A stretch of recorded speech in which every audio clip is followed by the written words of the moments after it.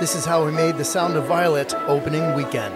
The Sound of Violet was set to open at movie theaters in over 15 cities across the US. I would travel to 4 of them in 4 days on opening weekend to promote the film. First stop, Seattle. I loved being reunited with our cast and crew and seeing so many people who helped create our movie. Welcome to the world premiere of The Sound of Violet! Stand up if you gave resources, time, or talent to this film. Is that amazing? Next stop, my hometown of Los Angeles.